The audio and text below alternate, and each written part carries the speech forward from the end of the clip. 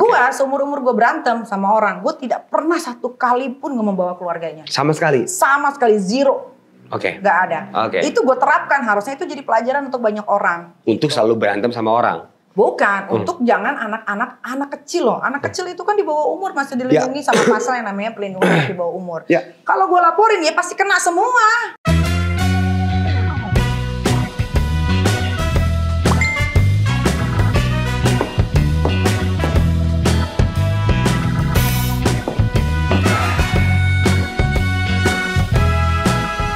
Gimana? Setnya udah aman? Aman dong. Lah, katanya aman. Kok mati lampu gini sih? Ya, salah Pak, kebalik.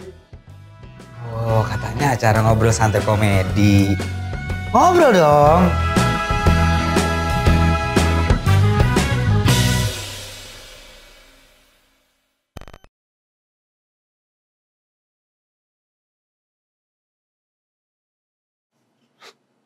Hai.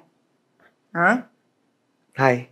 Dia apa sih, Ona? Lah emang masuknya begitu. Begitu. Kan emang dia ketawa. Loh masuknya begitu. Kaget gua, ini udah roll. Udah. Kan biar kayak jurnalis. Oh, jurnalisa lu maksudnya? Bukan dong. Pencari hantu? Goblok. Terus apa dong? Gue pengen kayak Najwa Shihab. Oh, Najwa Shihab. Ya. Lu suka gak sama dia? Suka. Gue suka. Tapi belakangan ini ya kalau lu tanya suka banget itu kan tergantung ya selera masing-masing kan. Dulu gue sempat menyukainya, sekarang gue tidak. Kan biasa dong, ya kan? Kan kita nggak harus ngikutin semua orang suka, kita suka. Kan gue juga punya pandangan sendiri, iya. Emang pandangan apa yang menurut lu dia? Ya nggak ada. Buat gue kalau orang sudah tidak seimbang dalam memberitakan segala sesuatu, ya buat gue itu udah ada sesuatu. Tapi gue kan nggak tahu, nggak bisa mengungkapkan gitu. Tidak seimbangnya kenapa? Tidak seimbang anjing. Ya nggak seimbang lah berita ini. Kalau dia misalkan ini ya, jangan dipotong-potong misalkannya ya, ini. Nih itu jadi potong-potong tuh ya. Misalkan dia lagi pro kemana, tapi si yang di pro itu tidak diberitakan yang jelek-jeleknya, yang bagus-bagusnya aja. Ya itu kan gak seimbang dong. Kita kan sebagai penonton kan butuh pengetahuan yang memang harus real sesuai dengan fakta gitu, jangan ditutup-tutupin gitu. Gua kan juga pengamat berita. Lu pengamat berita? Iya, gue suka banget sama politik-politik sekarang. Oh lu suka? Suka. Siapa yang lu suka? Tokoh politik yang kayak anjing keren banget nih.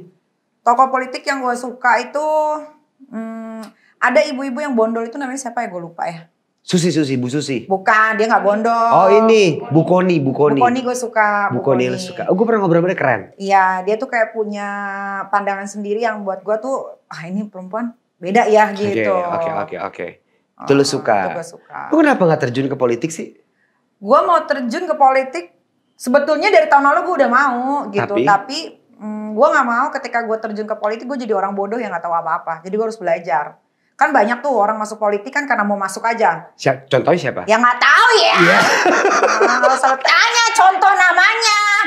Oke. Nanti menurut lu FYP lagi. Menurut lu banyak? Banyak. Banyak sekarang orang yang masuk politik gak ada otaknya tuh, banyak gak ada isinya. Ya cuma mau terjun aja mungkin tergiur karena lo nanti bisa dapat tanda tangan, ntar orang bisa bayar sekian segala macem gitu kan. Pengurusan tanah jadi gampang tapi lo dapet imbalan. Gue gak mau kayak begitu. Gue harus belajar. Kalau gue suka sesuatu hal, gue harus tekunin dulu itu. Gue gak mau terlihat bodoh. Nanti gue ditanya apa, gue jawabnya apa. Iya, jangan dong. Jangan dong. Iya. Jangan dong. Tapi gue tuh punya basic question buat lo deh. Sebenarnya apa sih rasanya jadi Nikita Mirzani? Seru. Gak gampang jadi seorang Nikita Mirzani. Itu mungkin lo adalah salah satu orang yang dulu sempat dekat sama gue dan tahu bagaimana seluk-beluk gue, lika-liku gue masuk ke dunia entertainment, ya kan? Nah ya, gue tahu lu karena kita digebukin. Karena kita digebukin bareng kan di Bandung, Golden Monkey waktu itu. Gue nggak tahu sampai detik ini. Terakhir gue memikirkan itu tahun lalu. Waktu yang gue posting foto kita bertiga sama itu gue memikirkan. Lu mikir? Gue juga mikir. Gue memikirkan gini kayak, gue kenapa waktu itu digebuk ya? Gue bilang gitu, gue datang belakangan, ya kan? Kok gue digebuk? Digebuknya bukan sama satu orang, rame-rame. Gue mikirin itu. Lu mikirin? Padahal kan yang awal mulanya memicu pertengkaran itu kan lakinya. Lu gak usah, ya bener dong, di luar. Ya. Tiba-tiba kan temennya datang, itu tuh laki lu ribut. Lah kita kan berbondong-bondong keluar. Iya. Tatonya gue malah digebukin, apa muncret. Iya, itu udah sampai tahun lalu gue mikirin ada apa, kenapa gitu kan. Tapi udah selesai. Ya udah selesai banget. Udah selesai. Lah apa kabar gue lebih kenapa gue juga digebukin ya? Iya makanya gue juga bingung kenapa. Iya. Kalau ditanya salahnya apa, gue nggak tahu salahnya apa. Gue datang jam setengah 3 atau setengah 2 malam gitu abis syuting. Iya. Lah lu kan yang duluan di situ. Betul. Iya, gue nggak tahu kenapa. Gue juga nggak tahu. Tapi seru. Karena pertama kali gue disangkakan adalah gue ya, salah sasaran Bor. Salah sasaran gue. Ya tapi itu kan masa lalu. Tapi tetap masa lalu itu tidak berubah sampai sekarang. Lu tetap jadi tukang ribut ya? Kalau dibilang tukang ribut enggak, mungkin lebih ke gue tuh selalu membeberkan fakta yang orang itu tidak tahu. Enggak juga. Gitu. Yang mana yang gue nggak beberin faktanya? Yang mana yang mana yang lu pertanyakan? Lu bilang gue tukang ribut, yang mana? Oke. Gue breakdown ya. Setelah breakdown, itu boleh. Lu berantem lagi sama siapa ya? Coba lu sebutin lu berantem sama siapa aja. Ini apa sih? Gue berantem sama siapa? Buat gue kalau gue udah selesai, gue tidak akan masuk ke otak gue lagi. Yang mana? Coba ingatkan. Tapi stereotip orang, lu tukang ribut. Enggak dong, mungkin gini. Mungkin karena gue punya followers yang banyak dan gue lantam. Jadi seolah-olah orang itu berpikirnya gue terus yang cari ribut duluan. Padahal kan gue tidak akan cari ribut duluan kalau orang itu tidak nyenggol gue duluan. Sebetulnya. Atau menyakitkan hati gue. Ya. Gitu. Tapi banyak yang nyenggol loh. Ya nggak di sosial media. Di real life. Kebanyakan di real life. Nah, gue punya namanya platform dan followersnya banyak. Ya udah, akhirnya gue mencurahkan di situ. Itulah salahnya mereka. Oh, gitu. Oke. Tapi kadang-kadang pun kalau misalkan mereka nggak nyenggol gue, sekarang kan di sosial media ini kan jahat ya. Dikit-dikit pengen viral orang-orang, apalagi orang daerah. Sekarang kan ada TikTok. Dikit-dikit gue bikin story, misalkan di stitch gitu kan. Pada pengen naik-naik juga kan, pada pengen cari followers. Kadang-kadang gue nggak pernah, orang itu tidak pernah nyenggol gue pun, tapi orang itu memang pengen cari ribut sama gue dan akhirnya gue lagi iseng, dan akhirnya gue ladenin. Itu kan jadi seolah-olah kayak gue tuh selalunya ribut, ngerti nggak? Ya. Padahal nggak selalunya begitu. Ya, gitu. Cuman yang namanya sekarang semua orang kayaknya pengen terkenal deh. Entah dengan cara apapun, pokoknya mereka pengen terlihat, didengar, namanya, orang tahu gitu. Tapi lu kalau misalnya kayak bermasalah ke kantor polisi, kalau kita kan sebagai normal person takut ya. Males gue urusan sama polisi. Lu kok kayak lu berapa kali ke kantor polisi? 10, 20? Oh lebih. Apalagi 2000, sebelum COVID itu gue kayaknya hampir tiap minggu gue ke kantor polisi. Dalam rangka? Perceraian sama suami. Percaya sama suami. Kan? Dilaporin sama keluarganya suami. Betul. Gitu kan, dilaporin entah sama geng-gengnya suami, mantan suami gitu. Jadi lu kalau kantor polisi udah kayak, nih, woi Pak. Makanya males kalau misalkan ada yang mau ngelaporin gue nih di Jakarta. Mau laporin siapa? Kita mersin, aduh udah deh nggak usah. Panjang katanya nanti. Soalnya nanti bisa terbalik tuh, yang tadinya dia melaporkan gue kasih dia waktu untuk membuktikan. Kalau misalkan dia tidak bisa membuktikan, baliknya gue yang bisa ngelaporin mereka. Oke. Tapi kan gosip yang beredar katanya lu banyak backingan polisi. Mana ada. Ya kan, kemarin 2 bulan mana ada yang bantuin gue. Kalau gue ada backingan, gue gak harus 2 bulan di dalam Serang situ. Lu masuk 2 bulannya? 2 bulan gue. Kalau gue emang ada backingan, harusnya gue sehari 3 hari lah maksimal gue di situ. Keluar dong. Logikanya begitu kan. Tapi gue enggak. 2 bulan? 2 bulan gue Tapi gue video lu sedih banget pas lu divonis bebas. Berarti lu takut banget dong? Bukan, sedihnya itu gue begini. Apa ekspektasi gue itu adalah gue itu dikasih yang namanya penangguhan. Ya. Karena gue sakit saat itu. Memang gue sakit betul ya kan. Sampai ini leher gue kan dioperasi karena ada pengapuran ya kan. Ini gue udah gak punya tulang nomor 5. Udah diganti kayak semacam apa tuh, kayak lu pasang ring di jantung tuh ada apa tuh. Oh iya. Nah begitu juga dengan tulang nomor 5 gue. Tulang nomor 5 lu kenapa? Udah keropos dia. Kadang-kadang gue kan hamil 3 kali. Terus ternyata gue tidak suka konsumsi yang namanya susu. Lu konsumsi apalagi apa? Kalsium. Itu gue gak pernah minum tuh susu kalsium. Lu minumnya apa waktu itu? Gue bir, biasa whisky, ya kan. Kan gairah gejolak anak muda. Tapi sekarang gue udah berkurang itu. Karena ternyata itu juga bisa merusak sistem-sistem organ di dalam tubuh gue, apalagi tulang. Umur. Nah, ekspektasi gue itu adalah penangguhan gue diterima. Ya. Gitu. Ternyata masalahnya ditutup. Itu kan di luar ekspektasi dong. Ya. Berarti kan Tuhan menurunkan mukjizatnya ke gue. Gitu. Ya gue sedihnya.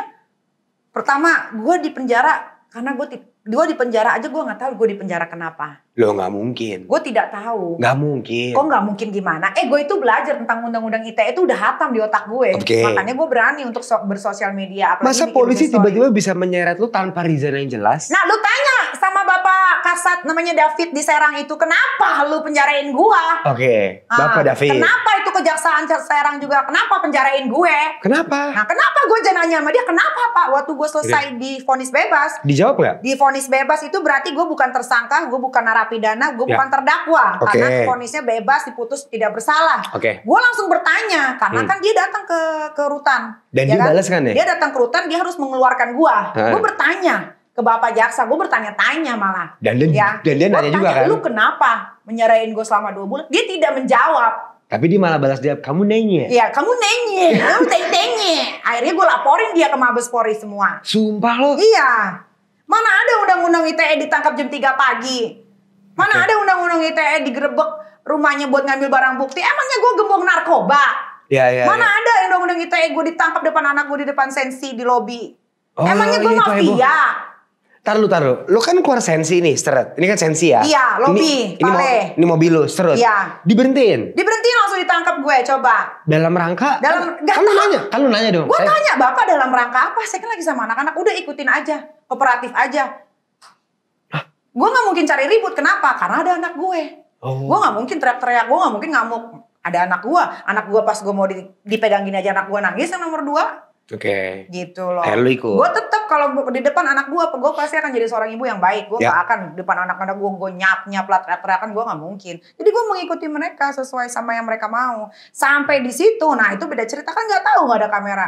Bagaimana gue memaki mereka, bagaimana gue bertanya sama mereka. Apa yang lu tanyain?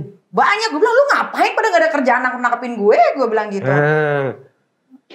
Terus dia jawab apa? Kamu nanya. Terus dia coba apa pas lu tanya gitu? Masa mereka gak punya reason sih, Nik? Kalau mereka punya reason memenjarakan gua, mungkin gua sampai sekarang masih di penjara. Kan lu divonis bebas pada akhirnya. Kenapa mereka nggak bisa mempertahankan apa yang sudah mereka kerjakan? Benar dong? Iya, setuju. Iya dong. Setuju. Ya, kenapa mereka berdiam diri? Apalagi Polres Serang Kota namanya David Kasatnya itu yang bisa memenjarakan gue sama jaksanya itu kenapa berdiam diri saja waktu hakim memvonis bebas gue? Tapi tanggapan lo soal stereotip lu tukang ribut, lu bete nggak kalau orang-orang? Enggak juga, terserah lah, namanya kita hidup itu kan pro dan kontra. Ada yin, ada yang, ya kan? Yin yang. Ada orang suka, ada orang tidak suka, ya kan? Ini namanya hidup. Gak usah lu hidup, orang yang udah meninggal aja juga tetap masih ada masalah. Gitu. Ya hidup ya begini, jalanin aja. Yang penting kan hasil lahir kalau gue itu orangnya. Lu garis finishnya kemana gitu? Iya, tapi kan yang udah-udah garis finishnya selalu gue menang. Kan gue selalu bilang sama musuh-musuh yang mereka menganggap gue musuh. Gue selalu bilang gini, lu jangan seneng di awal. Karena kita tidak pernah tahu berakhirnya seperti apa. Tapi kan musuh-musuh gue ini kan blow on bin bodoh ya. Senengnya di awal melulu. Kayak gue di penjara, sampai ada yang bikin tumpengan, nasi kuning segala macam. Kan bodoh. Itu kan baru awalan. Lu kan belum tahu nanti step ke depannya bagaimana. Apakah lu yang bakal kalah atau gue yang bakal menang. Harusnya kan hasil lahir. Hasil lahir itu kapan sih? Kalau di persidangan itu kan sampai vonis hakim ketok palu menyatakan gue bersalah. Ini aja gue di pengadilan gue belum divonis bersalah, tapi gue sudah dibebaskan.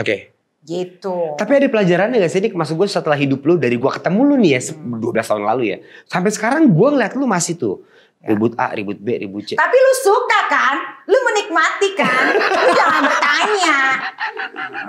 Ya, buat kita tuh hiburan ya. Hiburan kan? Ini kita lagi. Buat orang-orang yang lagi stres, banyak masalah, story gue tuh hiburan. Makanya gue bilang, kalau main sosial media itu jangan baper.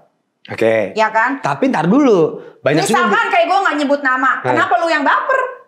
Lah, tapi banyak juga orang ngomong, lu juga baperan, lu juga yang mana? Gue dikatain lonte, gue dikatain ani-ani, gue dikatain perek, dikatain anjing, babi bangsa, kunyuk lah, setan, sundel, dajal. Gue gak pernah baper. Lu gak pernah baper? Gue tidak pernah melaporkan haters gue ke polisi. Sama sekali? Sama sekali, kecuali kalau haters itu sudah membawa anak gue. Nah itu beda cerita. Itu beda cerita. Itu gue penjarain, sampai mampus juga gue penjarain. Tapi kalau orang ini ngatain lu, lonte, tukang bohong. Terserah, gue gak peduli. Katanya lu, lonte, emang lonte. Emang gue lonte, gue melontekan diri untuk pacar gue, kenapa? Kalau gue memang gue lonte, yang gue pakai kan Meki gue, bukan Meki emak lo. Iya. Ayo. Kalau nyerangnya pribadi ke lu gak masalah. Nanti kita main sosial media, ya lo udah banyak kali yang ngatain gue kayak begitu. Tapi ada gak gue ngelaporin haters gue gara-gara ngatain gue kayak begitu? Coba lo cari. Gak ada. Oke. Gak ada. Tapi kan lu selalu mengomentari hidup orang. Ya memang memang hidupnya harus dikomentari dong.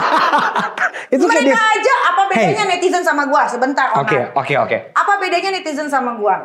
Bedanya adalah gua ini punya platform dan gua ini selebriti. Apapun yang akan gua story, apapun yang akan gua posting akan jadi berita.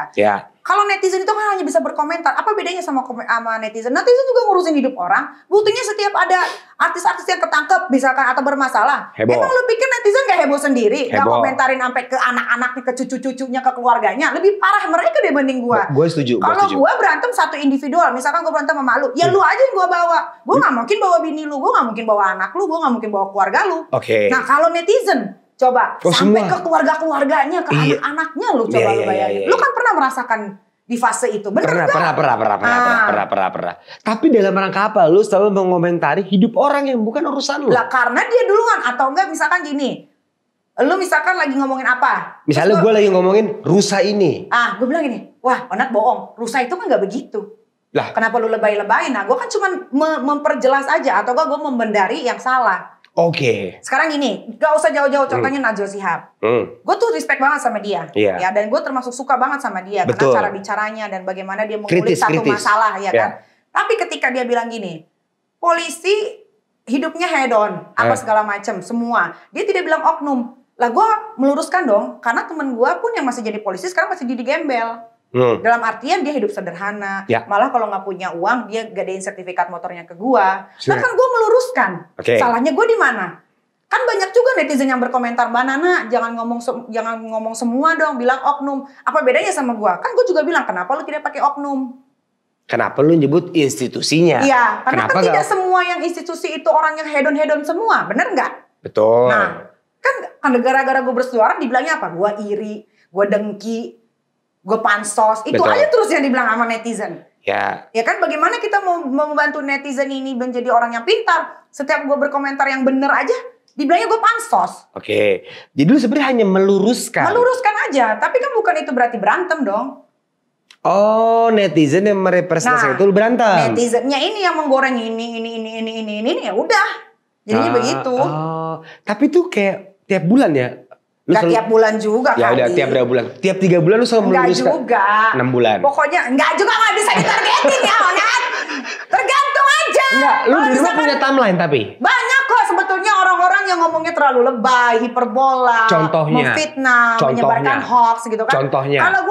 Kalau gue tahu tentang permasalahan ini, ya gue akan luruskan. Tapi kalau gue nggak tahu ya gue akan diem. Gue orangnya kayak begitu. Tapi kan itu bukan hak lu untuk meluruskan urusan orang lain. Bukan hak gue? Ya kalau gitu nggak usah main sosial media dong. Orang-orang semua. Kok netizen kagak dikomentarin yang dia juga selalu mengomentari orang? Ya kan dia hanya netizen yang mungkin sorry. Nah gue kan juga anggaplah gue juga netizen. Enggak, lu kan mau netizen. Nggak bisa. Ya, bisa dong. Gue juga selebriti, tapi gue juga pengguna sosial media. Kalau ada sesuatu pegiat, kalau ada sesuatu yang salah, masa kita diemin Onat?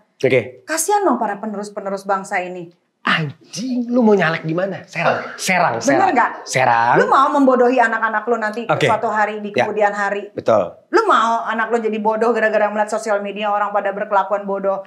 Membicarakan hal sesuatu yang kebohongan. Emang lu mau? Generasi-generasi anak-anak kita inilah yang harus kita jaga.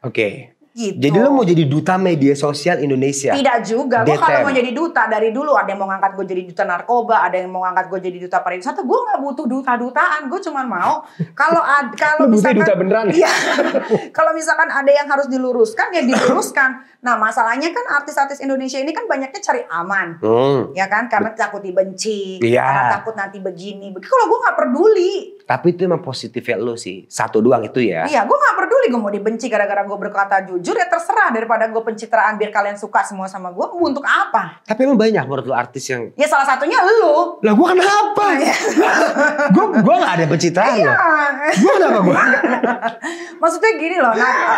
Zaman sekarang itu kan sosial media itu kan gampang banget diakses sama anak-anak kecil juga segala macam. Kalau kita membiarkan orang-orang ini yang... seenak-enaknya berkata misalkan ada berita ini di hiperbola segala macam kita nggak meluruskan ya juga jangan begitu. Kalau gua ya itu prinsip gua nggak tahu prinsip orang lain karena kan kita nggak sama isi itu kepalanya. Itu prinsip ya, itu hak lu juga sih. Iya. Oke. Nah, yang paling menarik dari lu adalah gua terakhir tadi kita riset ya ada berita lagi soal lu. Iya. Lu mengomentari siapa dulu mantan lu zaman dulu tuh yang anak band? Siapa orang? Siapa? The Potters. Aduh. Katanya lu nge-DM istrinya kalau dia tuh penyuka sama jenis. Oh, gue tidak pernah sejauh itu. Oh itu bohong, Itu berita bohong. apa? Untuk apa gue mendm istrinya aja di bawah kaki gue? Lo ada gila-gilanya. Kalaupun gue mau gue DM lu Puan Maharani. Lu gila ya? Iya. Iya. Iya dong. Jadi, berarti itu berita bohong? itu hoax. Oh itu hoax. Untuk apa? Untuk Gua apa? DM istrinya. Ngapain? Ya kan orang lakinya aja udah gue tersangkakan tinggal masuk ke pengadilan. Aduh tuh, lu tuh selalu gitu deh. Kok selalu begitu? Dikit-dikit ke pengadilan, apa sih? Lu suka banget deh. Kan gue bilang, kalau Apa? mau menghina gue, menghinalah gue. Jangan hina anak gue. Karena anak itu tidak pernah memilih mau lahir dari rahim siapa. Bener Ya, dong? setuju gue. Ya kan, kalau misalkan bermasalah sama gue, ya guanya aja yang dihajar. Kenapa Ya. harus bawa-bawa keluarga gue? Ya. Nah di situ kan poinnya. Ya. Nah dia sudah menghina anak-anak gue dan keluarga gue. Ya pasti dong gue penjarain. Emang dia menghina apa ya? Oh banyak. Oke. Banyak, Oke. sampai ke anak-anak gue dibilang A, I, U, E, O lah, gue gak mau sebut ya. Karena itu akan jadi mengingat lagi gue sama Iya, kata-kata kasarnya. oh gitu, oke. Gue pikir lu tuh di rumah lu punya timeline. Tiap 3 enggak. bulan gue harus berantem sama dia, 3 bulan gue harus sama Tahun dia. lalu malah gue nggak ada ribut sama siapa-siapa loh. Kalau lu mau tahu tentang gue tahun 2022 kemarin ya, itu termasuk hidup gue yang slow banget gitu. Tapi tiba-tiba Yang digerebek jam 3 datar-datar aja. pagi. Nah itu, Hayo lu. lah lu? itu gara-gara kasus undang-undang ITE yang diserang. Ya kan harusnya kan kalau pakai logika, mana bisa sih kasus gue diserang? Ya kan? Kan kejadiannya aja di Jakarta. Ya. Saksinya di Jakarta. Pelapornya domisili di Jakarta. Gue yang katanya ditersangkakan domisilinya di Jakarta. Ya. Kenapa bisa keserang? Kenapa? Logikanya lagi, kenapa gue ditangkap jam 3 pagi? Emang gue bikin ngerakit narkoba? Emang gue ngerakit bom? Ayo. Nah, ya. Masa lu gak bisa mikir sih? Itu Nah, aja ya. udah salah. Ya kan itu buat gue tuh satu kesalahan besar yang sampai sekarang gue tidak bisa maafkan. Kenapa? Karena mereka sudah membuat anak-anak gue trauma. Oke. Sampai sekarang nih lu Sampai maafin? sekarang gue nggak maafin. Pertama dia sudah menghilangkan waktu gue untuk mengasuh anak-anak gue yang 2 bulan ini. Ya kan. Kalau misalkan gue kan udah ngelaporin mereka. Gue ngelaporin ada imaterialnya. Imaterial itu kan tidak terhingga. Ya. Gue bisa aja bilang 100 miliar. Ayo. Ya. Tapi Pernah nggak gue ketangkep kasus narkoba? enggak. Nah, aman kan hidup gue sebetulnya. Benar. Gue bukan penjahat. Lu apa? Ya gue Nikita Mirzani yang selalu menyuarakan kebenaran.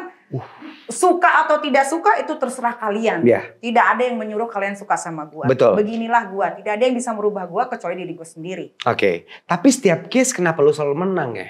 Nah. Berarti gue keren kan? Ya itulah. Kan tadi gue bilang. Gue tuh selalu bilang sama yang katanya menganggap gue ini musuh. Jangan senang di awal. Kita tidak pernah tahu akhirnya seperti apa. Karena sekarang kan jadinya gue menang lagi. Gue sampai bosan gue menang terus. Lu pengen kalah gak sekali-kali? Pengen. Karena gue pengen ngerasain di mana pas gue lagi sendiri gue merenung, anjing gue kalah nih gitu. Alah, tapi lu kemarin juga panik pas lagi persidangan, mic lu banting. Terus pas lu divonis bebas lu kayak bersujud, wah, berarti lu panik Nyet. Kok gue panik? Ya lu panik masuk berarti lu. Kok gue panik? Gue tuh tidak akan masuk. Dari awal gue itu masuk penjara, itu gue menyerahkan diri, mengorbankan diri gue.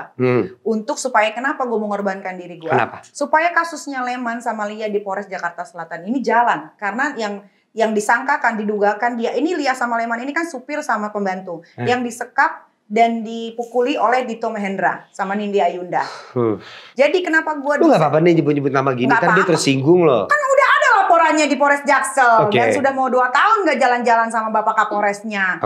Ya kan? Nah kenapa? Jadi ini, jangan salah kalian. Kalian pikir, oh emang enak masuk penjara? Tidak, malah gue yang mengorbankan diri gue. Kalau tidak gue mengorbankan diri gue, kasusnya Lia sama Leman yang di Jakarta Selatan itu gak mungkin jalan sampai sekarang.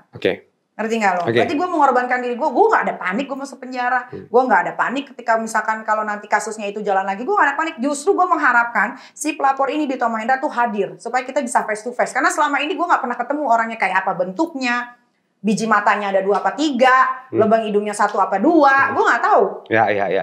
Tapi kalau tadi lu bilang lu nggak panik, lu nggak mikirin anak lu ya, lu nggak kasihan ya. Maksud gue, masa sih ibu gue selalu tersangkut kasus ini kan dia juga butuh lu di rumah. Kalau lu amit-amit akhirnya masuk kan anak lu nggak mungkin, karena semua kasus itu sombong.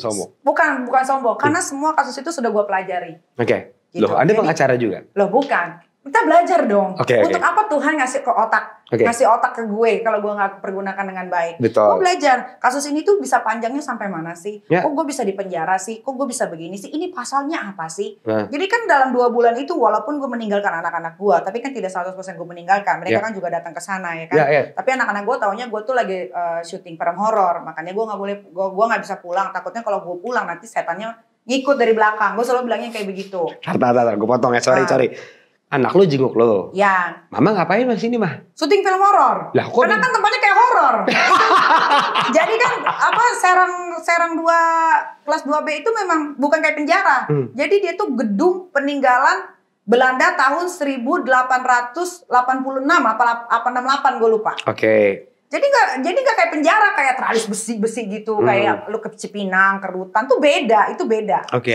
Itu kayak rumah tua, rumah zaman Belanda. Jadi lu ngomong sama anak lu, mama lagi syuting film horor sayang. Kalau gitu. Pulang takutnya setannya ikut. Gitu. Nah, mereka takut kan, yaudah Ami di sini aja, udah selesai. Gitu. Oke, tapi kan lu baru keluar nih kemarin ya. Bebas. Gue berpikir lu akan adem ayem lagi. Enggak juga tuh. Bo, sekarang gini, jangan lihat gua ketika gue sedang marah di sosial medianya. Gue gak ngerti. Ya, tapi lihatlah apa yang gue bicarakan. Tapi gini, makanya gue tuh selalu bingung ya sama netizen ini. Netizen juga bingung lagi sama lu.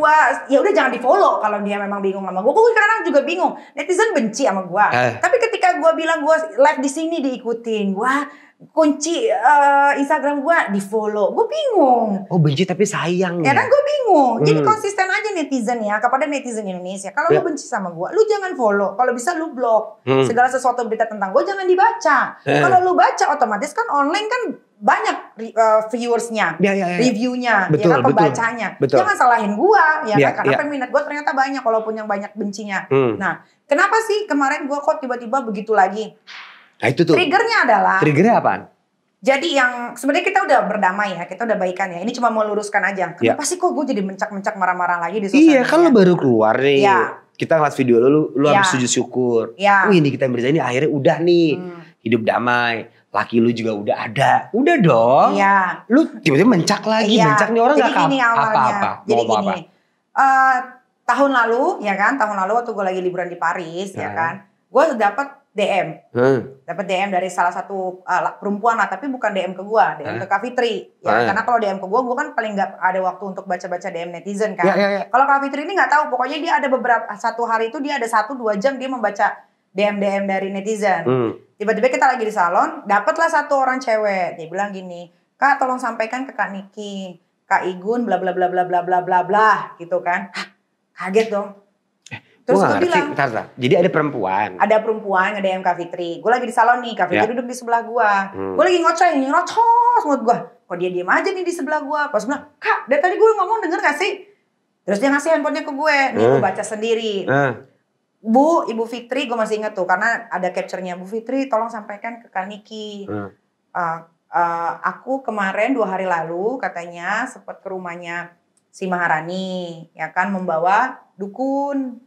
Maharani itu Maharani yang MS Glow ya kan, membawa dukun katanya gitu kan. Lah gue tanya, dukun untuk apa? Gue bilang gitu. Ya untuk bikin Kak Niki lumpuh.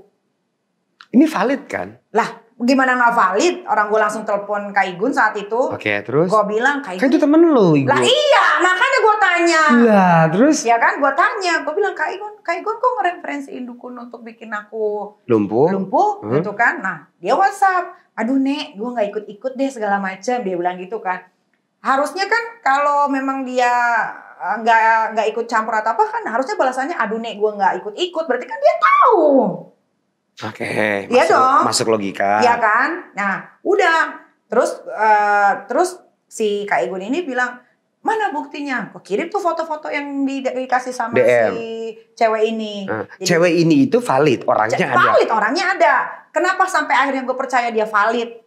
Dengan kejadian itu, besoknya dia telepon lagi Kak Fitri nangis-nangis. Kenapa? Kak, kenapa kan kita ngadu? Aku kan jadi diomelin sama si dukun tersebut.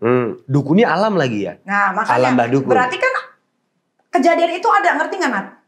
Iya. Bener dong. Menurut lu?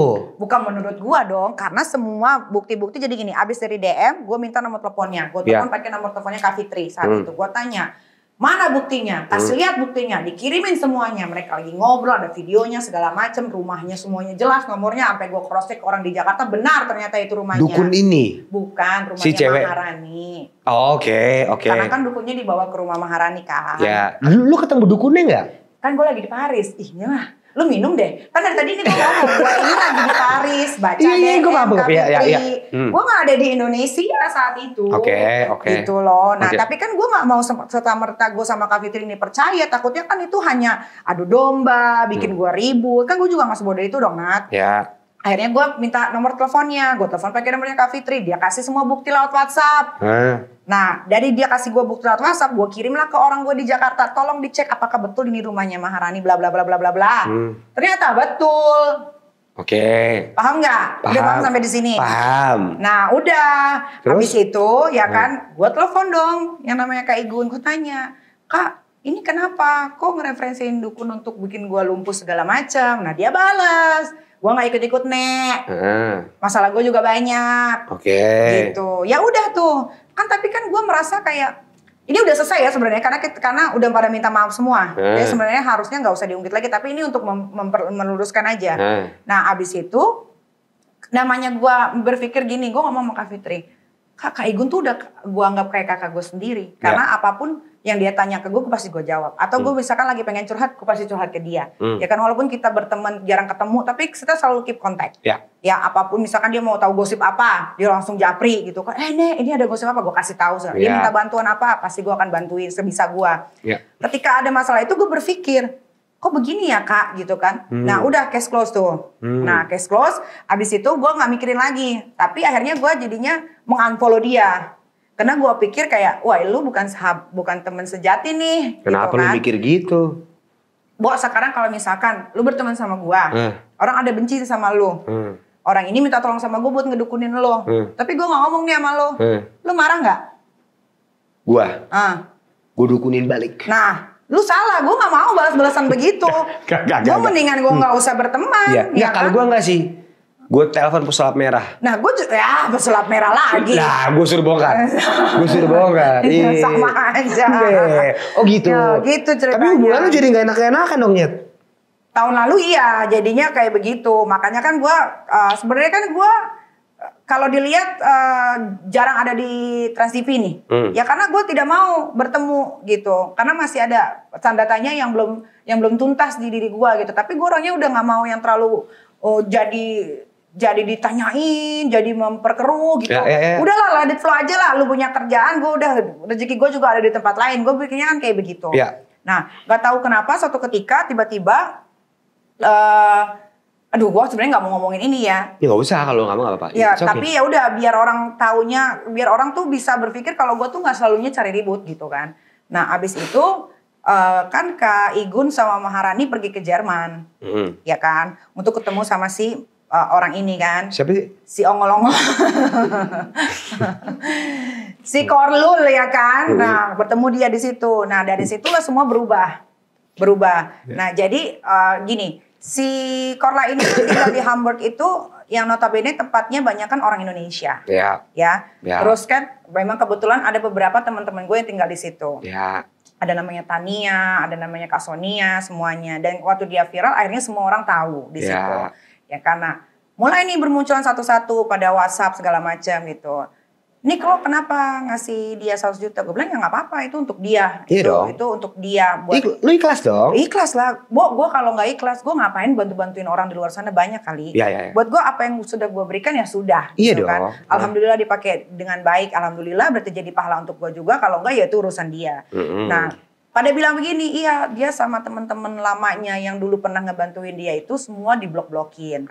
Ya kan? Kata gue kenapa diblok-blokin gitu, enggak tahu deh, pokoknya maunya bertemannya sama yang udah contreng-contreng, yang followersnya banyak. Tapi buat gue gak mau terlalu into banget ya, gue bilang, oh ya udah biasalah itu namanya juga manusia, kita kan gak pernah ada yang tahu ya, cuma begitu doang. Nah gue ada tuh satu ketika nge-WhatsApp si Korla ini, gue bilang, Bun, jangan dilupain teman-teman lamanya gitu kan. WhatsApp. Iya, kita tuh nggak pernah tahu loh, kan nggak semuanya juga nanti kalau misalkan udah ke Jakarta jadi terkenal, nggak semuanya juga akan ngebantu Bunda. Kalau Bunda ada kesusahan di Jerman, ya teman-teman Bunda inilah yang di Jerman yang akan menolong Bunda. Itu permasalahannya. Maksudnya poin lu care kalau takutnya Bunda digayain teman-teman lamanya gitu ya? Sudah meninggalkan. Oh sudah? Sudah meninggalkan. Bahkan kan dia ngomong, bahkan diblok-blokin semua gitu. Jadi dia tuh lupa. Ini valid ya, Nik? Ini valid lah gitu. Karena dia jadi bisa jadi dirinya sendiri, kadang-kadang bisa buat gue ketawa gitu kan. Nah, teman-temannya dia yang zaman dulu tuh ternyata teman-teman gue juga. Jadi gue baru notice, ketika gue di Paris, gue ketemu dia gitu kan. Si A, si B, si C. Si A, si B, si C. Ternyata pas gue tanya, Mak, emang bener Mak di blok gini-gini? Iya Neng, Mak di blok katanya gitu kan. Oh kenapa? Gak tahu, di blok aja. Oh, okay. Mungkin takut ketahuan jati dirinya yang sebenarnya. Ya mungkin namanya orang lagi viral, lagi hiporia, nggak mau kehidupan dia zaman dulu tuh terbongkar. Okay. Mungkin bisa jadi seperti itu yang gua pikir ya kan. Yeah. Namanya orang kalau udah terkenal itu kan pasti nanti ada aja satu ntar muncul ya kan. Okay. Nah habis itu gue cuma ngomong begitu aja. Tambah parahnya kenapa gue jadi sebelnya ketika gue bilang sama dokter Oki gini, Dok nggak mau ketemu sama Korla? Enggak orang WhatsApp aja, cuman dibaca. Kan dokter Oki kan juga ngasih 100 juta kan. Nah disitulah gue berpikir kayak, wah ini orang kenapa ya? Kok jadi berubah total begini gitu kan? Apa karena didatengin sama Kak Igun sama Maharani dia jadi switch jadi begitu gitu kan? Gue nggak tahu. Nah bener aja ketika dia udah sampai Jakarta, semuanya itu udah nggak kayak seperti yang dia omongin waktu masih live aktif gitu kan? Dibilang nggak butuh uang lah segala macem, nggak bisa diatur pokoknya. Nah, tapi gue bisa potong. Tapi itu bukan urusan lo. Memang bukan urusan. Mau dia berubah kayak mau dia jadi itu. Itu bukan urusan lo. Gue sebagai penonton, yang selalu diucapin sama dia ketika orang mau menolong dia adalah kata-kata itu. Oh itu yang lo pegang. Iya. Ya. Sampai ada yang namanya Putra Siregar itu mau ngasih 1 miliar cuma-cuma aja dia tidak mau. Ngerti nggak lo? Siapa sih orang dikasih 1 miliar cuma-cuma kagak mau, cuman dia doang. Lah akhirnya gue pikir wah keren nih. Dia punya prinsip yang kalau dia nggak mau diatur. Betul. Bener dong? Bener. Ya kan? Gue setuju. Tiba-tiba ke Jakarta. Lah kok dia kerja ini, kok dia kerja begini. Kan gue bingung. Kalau gitu kenapa nggak lu ambil aja yang cuma-cuma 100 juta? Kan enak. Betul. Ya dong. Tapi itu haknya dia. Betul. Tapi kan gue sebagai penonton dan mungkin beberapa orang juga yang berpikir ya. Mungkin nggak semuanya. Tapi ada pasti yang berpikir kayak, loh dulu setiap dia live, dia kan live kan kadang-kadang bisa 3 jam, 4 jam. Ya kan berjam-jam dia kuat itu kan. Selalu yang dia ngomong itu, saya orang bebas, saya nggak mau diatur. Saya nggak butuh uang, saya cuma butuh kebahagiaan. Itu aja terus yang di-repeat. Nah, gue mempertanyakan itu walaupun itu bukan urusan gue, tapi kan gue bertanya. Lo bertanya, kamu nanya lagi. Iya kan gue bertanya, di manakah kata-kata itu sebelum terjadi seperti ini? Betul. Ya kan? Itu memang bukan urusan gue, tapi kan gue bertanya. Iya. Memang salah gue bertanya? Enggak. Ya kan? Nah, digoreng lagi sama netizen. Ya kan? Netizen lagi nih masalahnya. Netizen lagi, ya karena kan di Indonesia adanya netizen pengikut sosial media namanya, ya kan? Betul, Nah, digoreng lagi. Nah, nggak tahu kenapa tiba-tiba pas lagi live itu si Korn lagi live, langsung Kak Igun tuh komen di live Instagramnya. Udah balikin aja duitnya Bunda katanya. Kan bukan gue yang minta. Iya dong. Iya dong. Gue gak minta itu duit dikembalikan. Karena Kak Igun yang ngomong begitu, akhirnya gue bales. Oh lu mau balikin duit gue? Ya udah lu balikin duit gue. Kalau gue telan lu. Gue bilang begitu di live Instagram gue. Lu telan? Iya, padahal dia gede badannya. Terus? Disitulah awalnya. Mulai deh tuh langsung kayak gitu. Oh di situ. Nah tambah panas lagi ketika dia lagi live pagi-pagi. Kan gue udah bilang kalau lu bermasalah sama gue. Kan gue ini yang katanya tukang cari ribut cari onar. Ya lu hina guanya aja. Bisa gak lu hina guanya aja? Jangan ke anak-anak gue. Kalau kata netizen, iya itu kan gara-gara kelakuan lu. Emang itu gara-gara kelakuan gue, kenapa kena imbasnya ke anak gue? Jangan dong. Ya kan, jangan dong. Itu bisa dibenarkan. Iya kan? Emang ini menghina sampai anak-anak lo? Anak-anak gue dibilang anak-anak haram. Ayo, dibilangnya katanya uang gue uang haram dan gue ngasih anak gue makan uang haram. Yang ngomong itu siapa? Si Korla. Oh ya? Iya. Gue sampai save. live Instagramnya, gitu kan. Oh pokoknya banyak kata-kata kasar yang pas dia ngomong begitu, gue save kan, gue nonton lagi, gue bingung. Ini orang perempuan lah ya, sedangkan dia perempuan. Ini perempuan sayang banget sama anak orang, sampai anak bule apa siapa anak Indonesia disayang di itu. Kok dia bisa menghina anak gue yang masih kecil ya? Ya mungkin dia berpikirnya juga, lu kenapa ikut campur urusan gue nih? Tapi apakah gue menghina anaknya dia? Apakah gue menghina keluarganya? Oh, Sekarang gue tanya sama lu, gue berantem sama lu, gue hina ya bini lu ya, lu jangan marah ya. Marah gue. Ah ya udah. Ya. Ayo. Gue bisa membenarkan itu, tapi mungkin dari pihak ini juga mikir gitu kan. Berarti lu jahat juga, dajal juga pikiran lu kalau lu bilang gara-gara lu ngusik dia, akhirnya dia ngusik gua sama anak-anak gua, nggak boleh dong. Oke, harusnya ngusik lu aja ya. Gua aja, ya lu mau ngatain gua anjing kek, lu mau ngatain gua kampret kek, dajal kek. Malah seru tuh ya. Terserah, tapi kalau udah anak-anak gua, emang anak-anak gua. Gue telantarin atau emang lu tahu anak-anak gue anak-anak haram dari mana? Anak-anak gue punya bapak semua kok. Ya nggak mungkin gue tiba-tiba bunting sama setan, ya kan?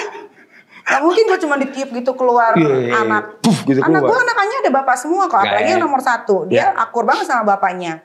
Ya gue sakit hati dong sebagai ibunya yang membesarkan dia, dibilang katanya gue kasih makan anak gue pakai uang haram. Ya kan? Ya gitu, makanya gue bilang kan, makanya sama orang-orang di Indonesia ini, terutama Indonesia, kalau berantem satu aja, lu jangan bawa kemana-mana. One on one ya. One on one face to face aja kalau langsung ngomong langsung. Emangnya lu mau ketika lu berantem sama tetangga lu, anak lu yang dimaki? Oke, gue setuju. Anak lu yang dibully. Tapi kalau orang-orang ngomongnya gini, kayaknya Nikita Mirzani kecewa aja kali pas Bunda Korla pulang mungkin. Nggak ada, gue nggak ada kecewa-kecewa. Waktu dia masih ngatain gue masih fine. Nggak, mungkin netizen berpikirnya kenapa nggak sama Nikita, kenapa malah gabung lagi ke sana? Lu jadi sirik. Nggak butuh. Kalau gue mau dari awal aja gue udah kasih tahu dia, dan gue gak akan ngasih dia 100 juta, gue akan kasih dia lebih. Tapi karena dia menghibur gue, ya dan sesuai tantangan yang dia ternyata bisa menembus 400k, ya gue kasih sesuai sama yang gue omongin. Tapi sekarang gimana? Mas gue dia sudah minta maaf melalui live Instagramnya, dia sudah minta maaf. Udah clear dong. Melalui Kak Igun dia sudah minta maaf, ya kan. Tapi kan itu balik lagi ke gua. Gua pun ada rasa sakitnya. Kenapa dia bawa anak gua, itu aja. Kan sampai Loli kalau lagi live di TikTok, itu kan selalunya dibully sama fans-fansnya si Korla kan. Tapi lu ngerasa itu akibat lu nggak? Nggak bisa, nggak boleh. Lo bisa dong. Nggak boleh. Ya udah kalau begitu, kalau lu suatu saat nanti lu punya masalah, kalau misalkan ada yang musik anak lu atau anak lu dibully, lu juga harus bisa bilang, kalau gue bilang begitu berarti lu gara-gara lu dong. Nah, tadi dulu pertanyaan ada di lu. Mungkin gara-gara lu berantem, jadi anak lu kena imbasnya. Nggak boleh dong, kan nggak boleh. Kalau kita berantemin sama orang dewasa, ya orang dewasa aja. Oke. Nggak boleh dong. Kalau lu berantemnya, lu punya anak berantem sama anak gue, ya berantem dah, nggak apa-apa. Kita nggak usah ikut-ikutan. Kita nggak usah ikut-ikutan, kayak di sekolah aja kan. Anaknya berantem, emang ada ibunya juga mau berantem? Kan enggak. Ya. Oke, gue paham. Iya kan? Ya. Gitu loh, itu tuh yang harus dirubah mindsetnya orang-orang Indonesia ya. Kadang-kadang gini, kayak misalkan ada artis bermasalah, masuk ke akun gosip. Lu lihat deh bagaimana netizen berkomentar. Sampai ke anaknya, itu nggak boleh. Itu harus dirubah, ngerti nggak lo? Kalau mau ngatain dia personal aja. Ngatain personalnya gitu loh. Gue seumur-umur gue berantem sama orang, gue tidak pernah satu kali pun membawa keluarganya. Sama sekali? Sama sekali, zero. Gak ada. Itu gue terapkan, harusnya itu jadi pelajaran untuk banyak orang. Untuk selalu berantem sama orang? Bukan, untuk jangan anak kecil loh. Anak kecil itu kan di bawah umur masih dilindungi sama pasal yang namanya pelindungan di bawah umur. Kalau gue laporin ya pasti kena semua. Ya. Tapi lu bisa gak berantem setahun? Lah, tahun lalu gue gak berantem. Oh, tahun lalu ya? Tahun lalu gue sama sekali lo gak berantem dengan siapapun. Ini 2023 udah lu awalin dengan berantem ya?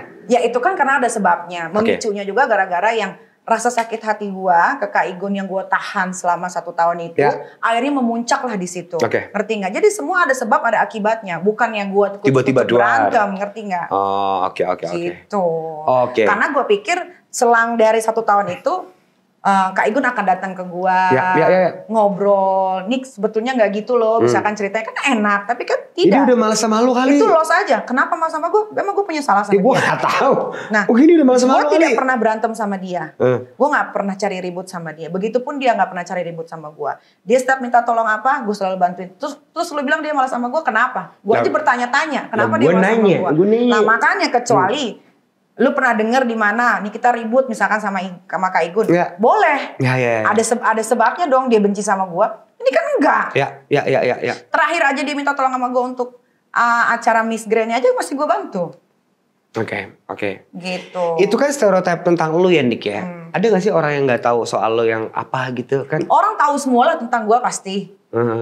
Apapun bisa dicari di media sosial kan sekarang. Apalagi di Google. Ya. Tapi ya itu, gua mah orangnya nggak marah berlarut-larut gitu, nggak yang dendaman, terus nggak no hard feeling aja gue mau dikatain apa juga kayak kemarin kan 3 hari yang lalu sudah berdamai semua ya sudah buat gue kalau sudah berdamai mau gue nanti live Instagram lagi ada yang memancing kan netizen segala macam gue nggak akan tanggapi karena buat gue kasus yang kemarin sudah selesai case close. Oke. Gitu nggak ada lagi yang harus kita tunggu case selanjutnya. Iya kalau ada case yang baru kalau gue orangnya gitu gue orangnya fair Bo. Iya. Ketika gue salah misalkan gue juga akan minta maaf sorry ya gue salah gitu. Tapi kalau orang juga datang ke gue tiba-tiba bilang sorry ya gue salah segala macam gue minta maaf ya sudah selesai. Oke. Segampang itu gue mah. Oke. Kalau nggak ada hukum di Indonesia mungkin udah gue tusuk kali. Serius, gue paling marah banget kalau anak gue dihina. Iya. Lu kalau tusuk. Karena anak gue nggak pernah menghina orang dan anak gue tidak pernah mau mencampuri urusan ibunya. Sampai Loli aja kemarin live di TikTok. Kalau kamu benci sama ibu saya, benci saja sama ibu saya. Jangan kamu benci saya dan adik-adik saya. Iya.